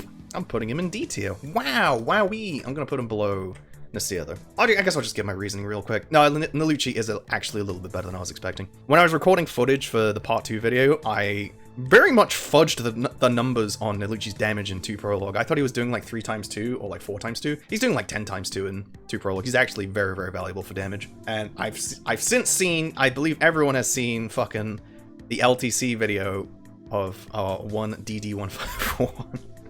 Say his full name, Turkey, Don151's amazing LTC videos. If you haven't watched his content, go and watch Don's videos. That man is an incredible LTCer of just straight up grinding Nealuchi's strike rank on all of the weapons untransformed in 2 Prologue, because you absolutely can. Now, normally I'd be like, grinding strike rank, oh, that's playing slowly, that's not efficient. But since 2 Prologue has a forced turn limit, like you can't end that chapter any quicker than 8 turns, you may as well grind strike rank because you're there whether you like it or not. So that is completely valuable. And a Nealuchi with S and strikes is actually very, very good. Like he does a lot of damage. And because his speed is so obscenely high, he can actually be somewhat useful in Part 4. Now, his availability is still completely trash. I won't retract that statement. And he's not, like, amazing. He still does have all the shitty qualities of Legoose. But I do think he's a bit better than I originally thought. Anyway, let's move on to Gareth. Gareth is an E-tier unit. A lot of people like to shit on Gareth and say, this is the worst unit in Fire Emblem. He's stinky, big buffy, 2 chapters, he die. Gareth is fine. There are at least 10 units worse than Gareth, for sure. Everyone in F tier is worse than him, for sure. Kurth is worse than him, Leth is worse than him, Oliver is worse than him. You can make an argument for Tormod and Bastian being better than him, but I think everyone else is worse than him. Gareth is very, very simple. He's a blood-tied bot. That's all he does. His combat is atrocious, his speed is atrocious, his bulk isn't good enough. Although I want to say, like, his base health is, like, despicably high. What is his base health? Yeah, it's 82. That might actually be the highest playable health in the game. But you're not using Gareth for any of these things. His 44 strength or his 42 defense, you're not using him for any of that. He has blood-tied, that's why you use him. That's it. Like, that's it. Everything I said about Enna applies to him, except he doesn't have boons, so he's worse, and his availability is worse, and he is very, very fragile with 14 speed. Jesus Christ, dude. How did you, like, leave the house with 14 speed? Did you forget to pack your goddamn legs? That's so embarrassing. Stop shitting on Gareth. Stop shitting on Gareth. He's a good boy. He does more work in 4 Endgame 5 than a lot of your other units. Like, I'd say he's more useful in 4 Endgame 5 than Snacky. But Snacky has higher availability and does a lot more stuff before then. Like, I don't field Soth or Snacky in 4 Endgame 5 because you can't field everyone. Like, as soon as you get Nasir and Gareth, you have 2... Basically, there are 2 characters you can't field anymore because you don't have enough deployment slots for everyone. So you can bet your ass that Soth and Snacky are going on the bench because Gareth and Nasir are better. Much, much better. Because, believe it or not, Blood Tide's really good. Also, you know what's really good? Double Blood Tide. Double Blood Tide plus White Tide is plus 5 speed, magic, and plus 10 strength and skill. Now, if you're doubling, that's actually plus 20 strength and skill. Now, if you're times 4ing, you probably won't be because Brave Weapons probably won't be used at that point. But if you are, that's plus fucking 40 strength. I don't think I need to say anything else. Gareth can be a proponent of the most ridiculous stat steroid known to man. I don't have a lot of things to say about Gareth. He's a good utility stat bot, and he is helpful in endgame. He's good, or he's not good, and his availability is hot garbage. And he's definitely the weakest of the dragons because he just fucking melts to magic. Like I said with Nasir, how it's like basically every single enemy in 4 Endgame 4 and 4 Endgame 5 are using magic, which is fine for Nasir because his res is really good. For Gareth, it's terrible because his speed is god-awful, he'll get doubled by literally everything, and his res is god-awful, so he's actually very liable to die. I almost wouldn't even recommend using him in 4 Endgame 4, just because he will fucking die. But since there's very few spirits in 4 Endgame 5, I think he's a completely valuable stat bot there. Yeah, Gareth, E tier. Stop shitting on him. He doesn't deserve it.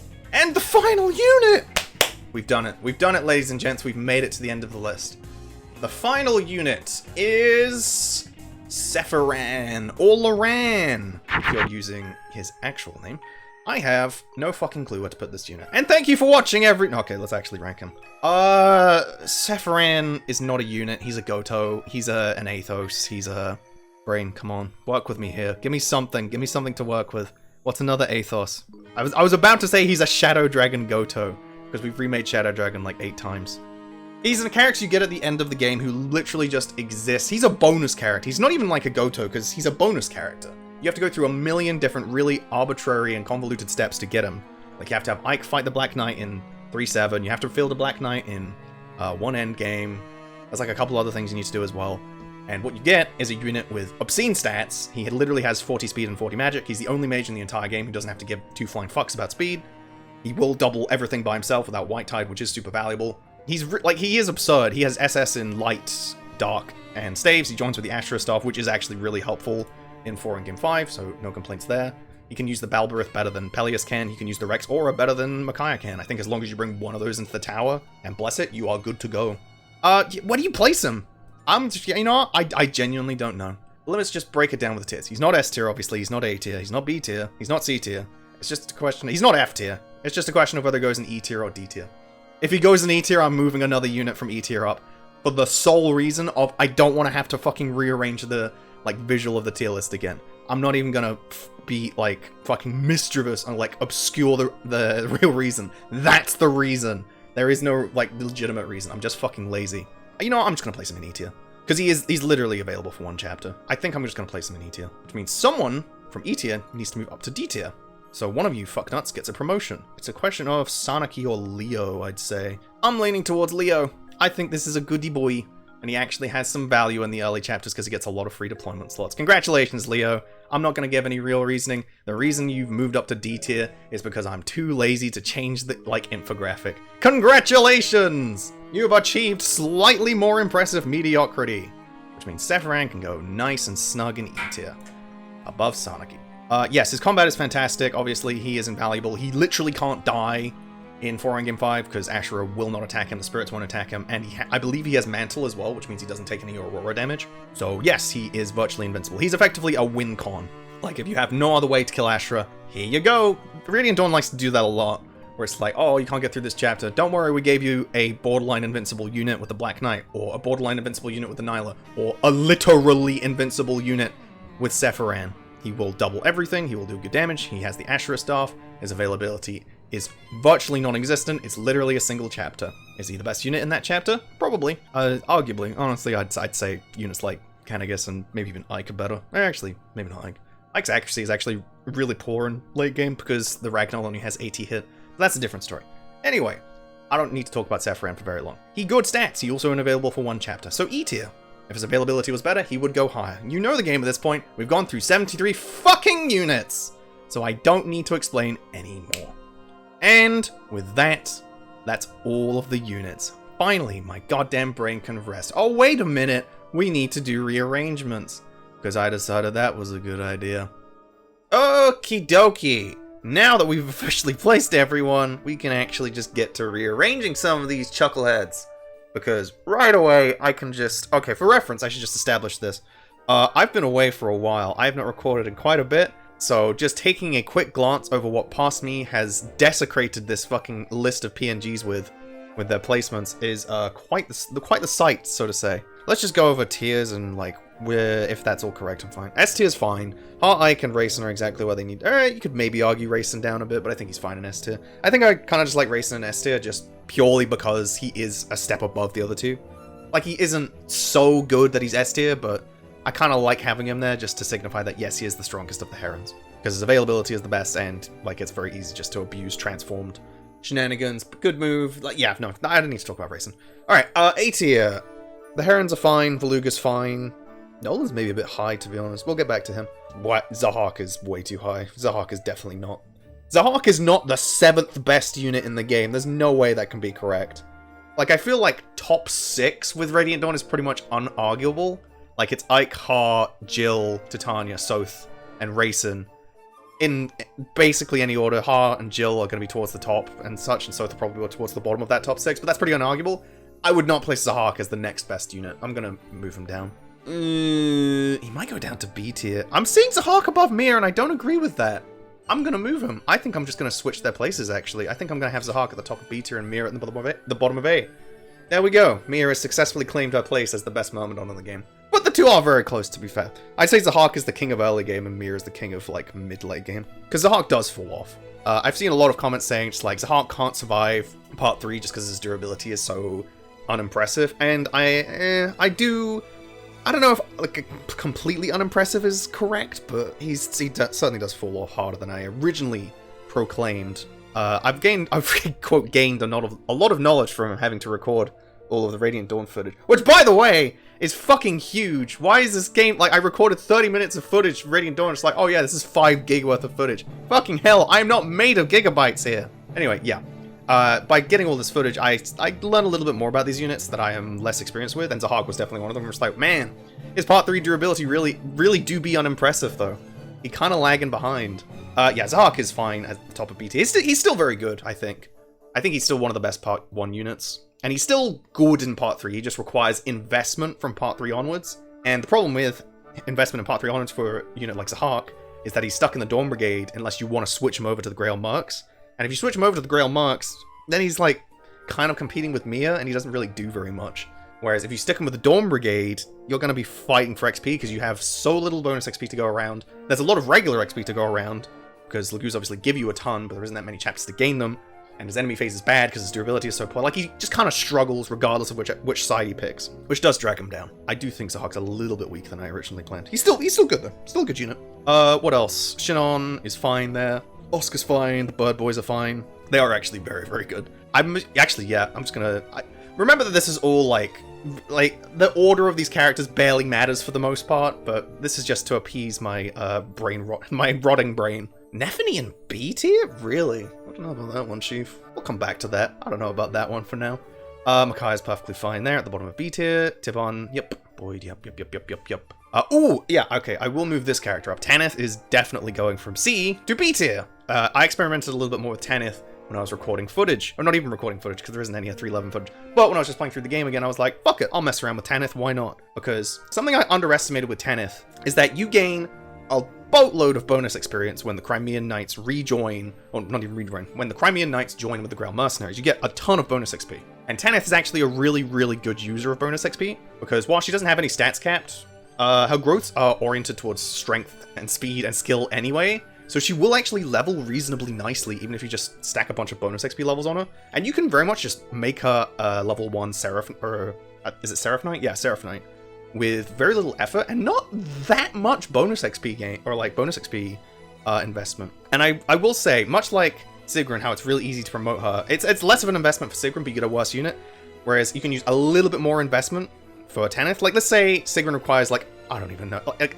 the investment for getting Sigrun into Seraph Knight is like a 3 out of 10, but you get like a 7 out of 10 unit. Whereas the investment for Tanith is like a 5 or 6 out of 10, and you get, like, I'd say almost a 9 out of 10 unit once she's promoted. She's very, very good once she promotes. Like, she is fast enough to double consistently, she's dealing good damage, she has good weapon ranks, great mobility, can be like a rescue and Canto bot and all that. All the good stuff. That is all great. Now, I do think she's not a perfect unit by any means. She does still have terrible availability, but I do think I underestimated her a little bit. She also has something I found out from wiki surfing, where I get all of my information from, because I am not a tactical genius like you might believe. I'm actually quite the dolt. Tanith has one of the most unique features in the game, in that her biorhythm is unique to everyone in comparison to everyone else's.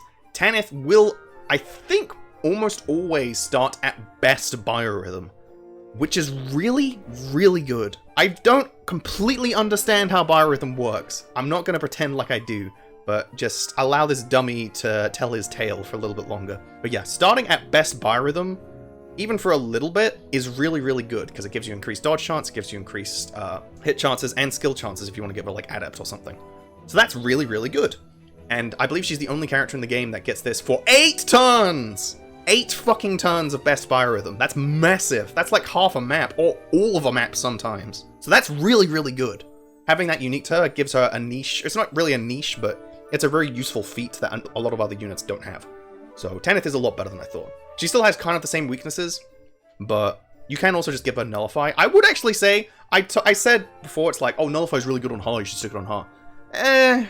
I'd say for, like, part 3 it's good, because there are, like, occasional boltings which can snipe Har, and that's dangerous, but I'd say after Har promotes, you can just take Nullify off of him and give it to someone else, like a Nasir or a Tanith, and they'll actually use him much better. Because a Tanith with Nullify is actually reasonably tanky. Not, like, invincible tanky, but pretty formidable. Like, I'm comfortable with her level of tank. So yeah, she's better than I thought, and she is better than Sigrun. 100%. Who else? Soren's fine, Brom's fine, Marcia's fine, Ed's fine there. Why the fuck is Aaron up this high? Aaron above the Black Knight? That can't be correct. Heather's definitely better. Is Aaron D tier? Darren might move down to D tier. Darren, he's a D tier boy. He's going down to D tier. Darren, I keep calling him fucking Darren. Aaron might be a D tier unit, unfortunately. I tried to mess around with Aaron a lot. He's a unit I like because he's really fun to mess around with. I like units that excel at certain things and are really bad in others. Oh, they're like 10 out of 10 in like... Aaron's a 10 out of 10 in terms of strength and skill and defense. All great. No issues there. The problem is obviously he doesn't double anything and that sucks. But there's also a big problem with Aaron that I kind of failed to address for the most part, in that Aaron does need a good amount of investing to get going. And spreading your XP in the Dawn Brigade is actually... What's the opposite of beneficial? Negligent? Detrimental. It's actually very detrimental to, like, your overall army. With the Dawn Brigade, you tend to want to funnel your XP into 2, maybe 3 units at a push. If you're playing, like, properly efficiently and don't care about using your favorite units, you're going to be funneling all of your XP into Jill and, like, basically either Nolan or Zahak. Like, you're not going to be using Edward, you're not going to be using Aran because they're too slow, they take too long to get going. They might be better in the endgame, but they take so much XP and so much investment that it's ultimately not worth it. And Aaron is like Edward, but he's Edward who joins, like, 5 chapters later. Not 5 chapters, like, 3 chapters later. Which is bad. Like, that 3 chapters means he was not able to grow at all. And I didn't quite realize that his starting level was, like, level 8. Which is much, much lower than I'd like. I think his base stats are perfectly fine for his level and joining time. I think his growths are perfectly good. I just wish his level was a bit higher, man, because getting him to promotion without actually just feeding him every single morsel of XP on the battlefield is, like, borderline impossible. And again, his bulk is good, but if he gets... Like, he's slow to the point where he could just get doubled by tigers, and if he gets doubled by tigers, he's going to die. There is no way... There's no 2 ways about it. Call the fucking mortician. He is deceased. And I'm wondering... No, I still think he's C tier.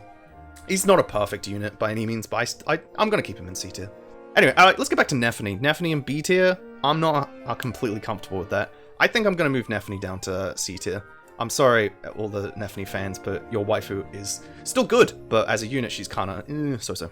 I don't know if I explicitly went over this with the Nephany video, in the part 2 video, but Nephany, again, like Edward, is basically the part 2 equivalent of Edward, in that Nephany needs good first levels, and I need. Like, when Nephany gets that first little, like, oomph into level, I think, 2 Halberdier, I think she starts at level 1, maybe level 2, maybe level 3 Halberdier, you are fucking begging, please, dear God, get strength speed. Because if she gets strength speed, she's golden, she's good, goes from 15 to 16 speed, lowers the penalty, her speed penalty from the Steel Great Lance by 1, so she effectively gains 2 points of speed. And she will go from doubling very little to doubling a good amount of stuff, which is great. Ups her damage output like crazy. That's all fantastic. That being said, if she doesn't get strength, she just falls behind so quickly. Literally that 1 point of speed makes so much difference. And Nephany not doubling things is so painfully average. It's absolutely unbelievable. Nephany is so dependent on the first level. It's absolutely insane. I'm not even going to say anything, like, different to Edward. She's actually almost in an identical situation to Edward. Because, like Edward, she basically gets a chapter of at least 1 level's worth of XP. Because, like, Edward in 1 prologue is basically the only unit gaining XP. Because Micaiah is too squishy and Edward is exclusive, or Leonardo is exclusive 2 range. Nephany is competing with Brom and, like, maybe Heather in 2-1 for XP. Like, Heather isn't really gaining an XP because her combat is garbage.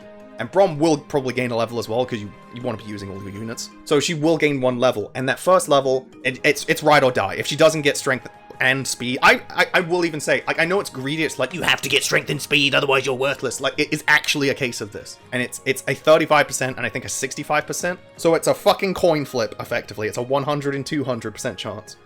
Long story short, if Nephany doesn't consistently double, she's bad, and she will get benched very, very quickly.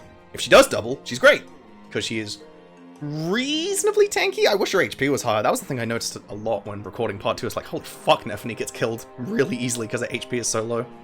Kind of likes a Hark in that way, but her defense is better. And she will grow a bit better. But yeah, no, she plain and simple, she needs strength speed on the first level, otherwise she just falls behind so quickly. Whereas a unit like Brom is just dealing good damage. Be more like Brom! Be like Brom and don't scale, don't have any chance of scaling. Know exactly what you are. You're a beatstick to be used in part 2. That's it. I love part 2. Simple as. Anyway, the rest of C tier is fine. Volke, Mist, Makalov, Danved, Tyranio! Yeah, Tyranio is 100% going up. How about I just move Tyranio all the way up to the top of D tier? And then we can be happy. Ilyana's also better than Khalil. What the fuck was I smoking? Tyranio is a bit better than I originally believed. I thought his part 3 was a bit weaker than I originally perceived, but it's actually perfectly fine. He's tanky enough to survive. I thought he was much squishier, and I do stand by the fact that his bulk isn't actually that good because he only has base like 20 defense and 38 health, which is actually quite low for a general. I want to say his bulk in Radiant Dawn is actually worse than his bulk in Path of Radiance, which is very strange. This boy lost stats in between games. Either way, he is still perfectly good in Part 3, and he's still useful in Part 4. But, like I said before, a million fucking times, because I would compare every single unit on this side of the goddamn planet to Tyranio, his availability is bad. There's no two ways about it. He's available for 2 parts of Chapter 6 in Part 1, and that's it for Part 1. And while I would say he's the best unit in that chapter, because again, he's basically unkillable, doubles everything, kills fucking everything, like, all that XP is basically going to waste, and XP is very, very scarce in Part 1, so you kind of want to use him as little as possible. Like, he's like Soth, but you don't get him all the time. That's the problem with him. Anyway, he is definitely better than I originally thought. A bunch of these units are 100% worse. Laura is 1000% better than Mist. What the fuck am I smoking? Leo is still not a good unit, but he's definitely better than a lot of these chuckle fucks, purely just because his availability is better. And I will say that a good amount of the time his stats don't really matter. He's just doing chip or sniping Pegasus Knights, which is helpful. He can snipe Hawk Lagoos in 3.13, even though that isn't actually that good for the most part. Because remember, and I feel like this goes under the radar a lot for a lot of the chapters of the Dawn Brigade, you have yellow units, and you have a lot of them. And I want to say, maybe I'm just getting lucky with their AI, but I feel like yellow units actually have pretty decent AI for the most part.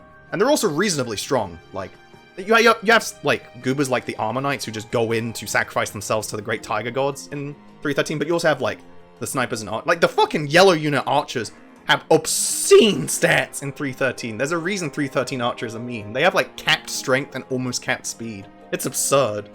And they're just regular Archers. And I want to say these Archers have ballistas that will just snipe the Hawk Lagoos. So it's not that big of a deal having Leo to snipe Hawk Lagoos. Like, it's helpful to guarantee that they'll do it. Because it's like, oh, I don't trust these yellow units. I can't directly control their actions. And I understand that.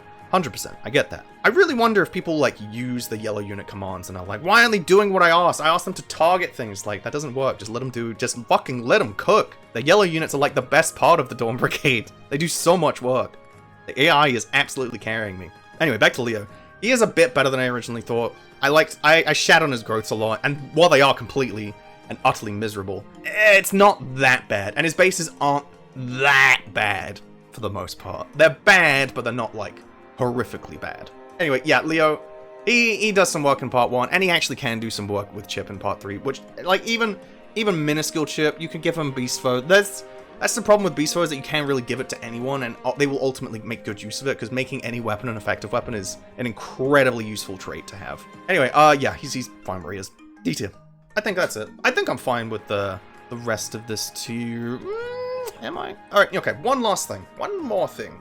I think I might move Titania up to S tier. I'm gonna move her above Racing, I think. I underestimated Titania a little bit. When I said that Titania doubles basically nothing in Part 3, like Prologue and 3.1 and all that, that was wrong. I am fully willing to admit that was basically wrong. When I was recording the footage, again, back to the old recording of the footage, I was like, oh, Titania's doubling generals and doubling mages, and like, that's really, really helpful.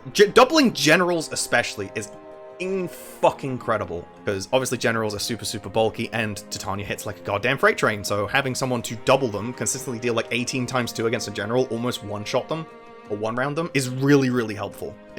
She is just incredibly valuable. Again, just so fucking valuable as a massive source of damage in early game, and I don't think it can be stated enough. She's hard, but with slightly worse mobility, slightly worse damage, and slightly worse speed. And remember, a slightly worse Ha is still absolutely goddamn fantastic. So I actually do think she just squeezes into S tier a little bit. And also, yeah, if she gets a point of speed, she goes from 21 to 22, and she will start consistently doubling, like, a couple more enemy types. Like, I think slower halberdiers and slower warriors might get doubled. And if she, like, gets to 23 speed, it's fucking over, dude. You could give her the speed wing from the Dawn Brigade. She's, like, a decent recipient of it. I always like to give that speed wing to Ike, just because Ike consistently doubling things. Again, it's basically pick your death machine for the Grail Mercs. Do you want Titania to kill everything, or do you want Ike to kill everything? Titania's better early, but once Ike gets Ragnar, then he's better. So it's really just it's a fucking pick your destroyer. Other than that, I think that'll be it. That is the Radiant Dawn tier list. Holy fuck, this took a long time. I'm just gonna give you, like, take away some of the movie magic for those viewing at home. I'm just gonna reveal the behind the scenes. Doing all of this took 20 recording sessions. Technically 21, because there's the secret lost Rolf review one that went on for 40 minutes. That's only like half a joke. But anyway, yeah, I'm very happy with this. If you like my placements, tell me I'm a good boy and pat my head. And if you disagree with my placements, keep it to yourself, because I don't fucking care! Alright, thanks for watching, everyone. I'll see y'all next time.